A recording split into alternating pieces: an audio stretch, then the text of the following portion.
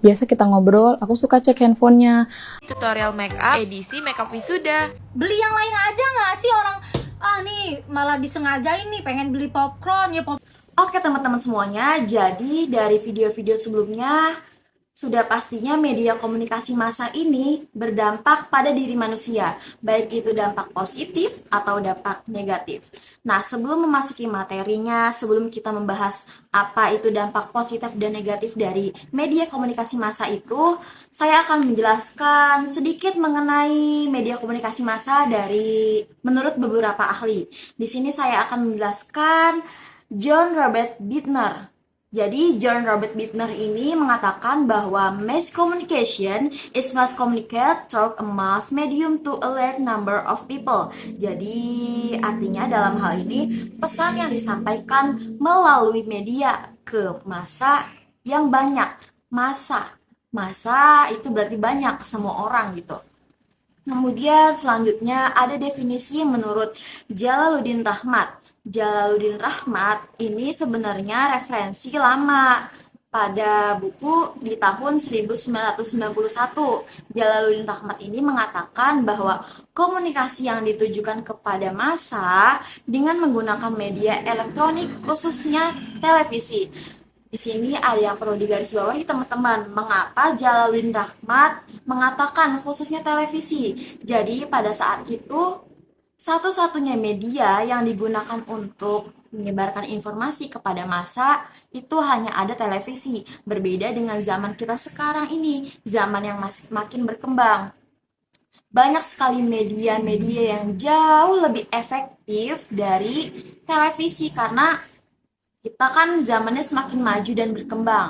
Nah, media apa sih yang lebih efektif dari televisi itu? Yang jauh lebih efektif itu meskipun televisi sampai saat ini masih digunakan juga, tetapi banyak yang lebih efektif, yaitu medianya ya apa ya teman-teman? Ya, benar, sosial media. Jadi pada intinya, komunikasi massa, pesan yang disampaikan untuk komunikator dengan menggunakan media massa. Kuncinya dengan menggunakan media teman-teman yang terlembaga bersifat satu arah kepada komunikan. Jadi teman-teman udah tahu ya mengenai media komunikasi massa. Oke teman-teman semua, di sini sekarang aku mau ngebahas nih dampak positif dan dampak negatif dari media komunikasi massa. Dampak positif yang pertama yaitu ada efek ekonomis. Sekarang teman-teman misalkan mau beli baju, mau beli makanan, peralatan rumah tangga, make up dan lain sebagainya. Kalau lagi males nggak perlu deh jauh-jauh ke toko, keluar panas-panasan. Sekarang teman-teman aja di rumah sambil rebahan, sambil nonton TV dan lain sebagainya. Teman-teman udah bisa beli kok apa yang teman-teman pengen mau.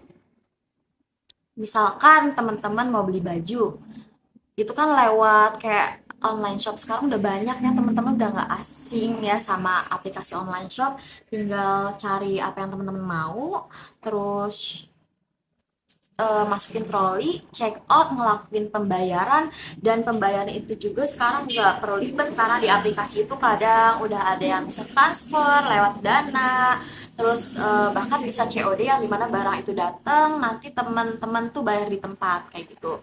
Nah selain itu efek ekonomis ini juga bisa dilakukan oleh para pembisnis yang dimana pembisnis ini nggak usah promosiin barangnya lewat brosur-brosur ke jalan, ke luaran, mereka pergi-pergi nyebarin info-info tentang bisnis mereka. Hal itu nggak perlu ya teman-teman karena sekarang adanya media yang dimana teman-teman bisa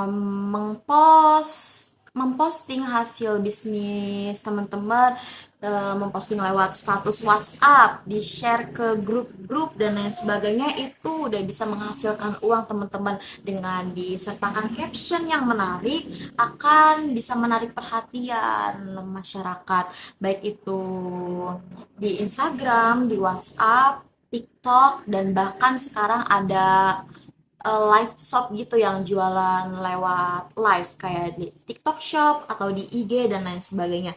Jadi sangat kerasa ya teman-teman, dampak positif dari efek ekonomis ini sangat kerasa kepada semua masyarakat dan tentunya para pembisnis-pembisnis.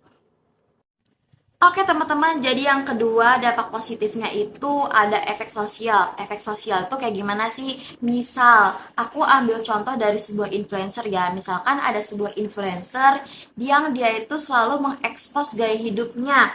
Kayak misalkan di TikTok, Snapgram, atau di Twitter kayak gaya hidup makannya, gaya hidup berbelanjanya, shoppingnya, make upnya, dan lain sebagainya, olahraganya.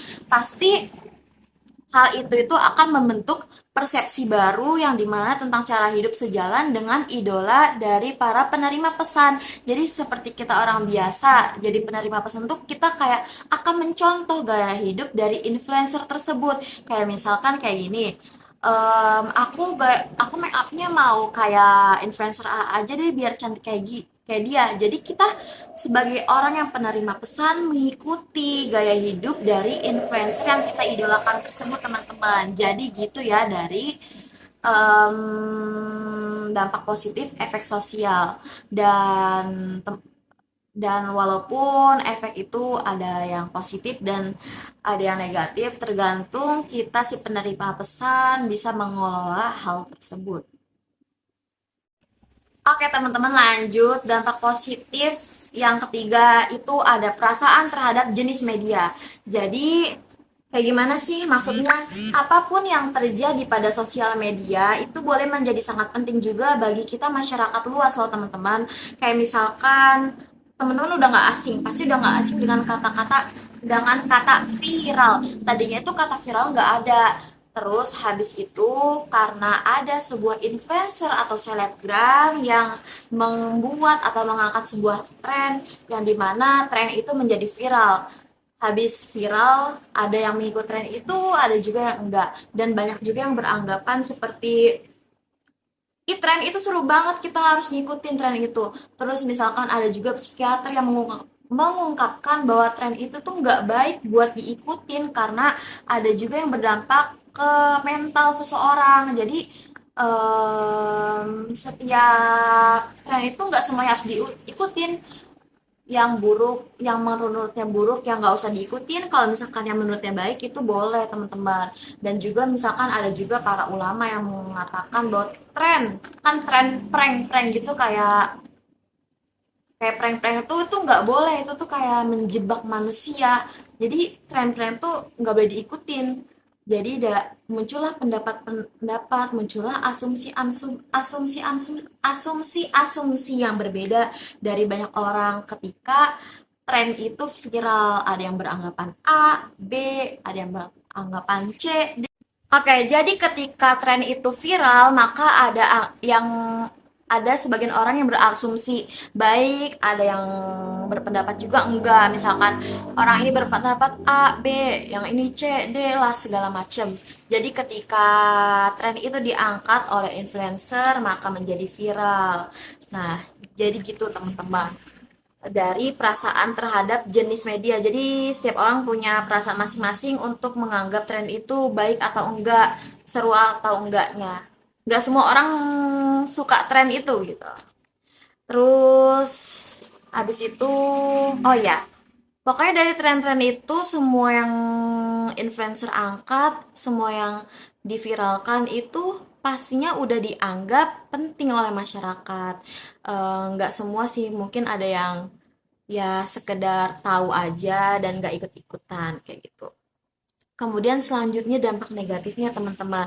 Dampak negatifnya itu seperti kayak gini nih. Contohnya. Kayak misalkan ada seseorang, nah lalu seseorang ini menerima informasi-informasi terbaru, yang apa saja itu yang penting informasi. Informasi itu sesuai dengan apa perasaan dia, sesuai apa yang dia pikirkan bahwa sesuatu informasi itu adalah hal yang benar. Dan ketika sudah menganggap bahwa itu benar, maka orang tersebut akan meng-share, mengekspos kayak ke grup-grup, ke teman-teman bahwa ada suatu informasi ini, ada kejadian ini dan lain-lainnya. Yang dimana dia tuh nggak berpikir, nggak mikir dulu nih, kalau misalkan informasi itu bener apa enggak, dia nggak mengolah. Jadi pada akhirnya berita itu ternyata hoax. pasti kalau udah kayak gitu merugikan banyak orang juga. Jadi maka dari itu kita harus mengelola apa yang kita dapat, informasi apa yang kita dapat. Terus contoh lain, misalkan kita mendengar ada suatu kelompok mendengar informasi bahwa ada suatu bencana di daerah B, dia nggak ngelola segala macam beritanya, nggak nyari tahu lagi, main dari situ dia udah main galang dana aja, udah minta sumbangan ke jalan-jalan, minta sumbangan lewat poster-poster dan lain sebagainya, yang dimana ternyata bencana itu sebenarnya tidak terjadi, jadi hoax, yang dimana udah orang-orang udah nyumbang, udah segala macam, ternyata nggak ada, bencana itu tuh nggak terjadi. Jadinya tuh merugikan orang banget ya teman-teman. Dan terakhir, udah sesi terakhir ya teman-teman, kalau misalkan kita itu harus bijak dalam menyikapi teknologi yang membuat komunikasi massa ada di tangan kita. Apabila kita nggak bisa memfilter itu semua, maka banyak hal-hal buruk yang kita dapatkan juga. Tetapi apabila kita menggunakannya dengan baik, maka akan banyak hal-hal yang baik juga datang terhadap diri kita. Jadi semua tergantung, teknologi itu akan terus masuk ke dalam kehidupan, apalagi zaman ini semakin berkembang. Cuma ya yang bisa nge-handle itu diri kita sendiri, manusianya sendiri. Bisa mengambil hal baiknya dan bisa membuang hal buruk itu apa enggak, itu tergantung dari diri manusianya. Yang bisa nge-handle itu manusianya, teman-teman. Jadi cukup sekian dari materi yang saya jelaskan. Kurang lebihnya mohon maaf. Semoga bisa bermanfaat untuk teman-teman semuanya. Terima kasih. Wassalamualaikum warahmatullahi wabarakatuh.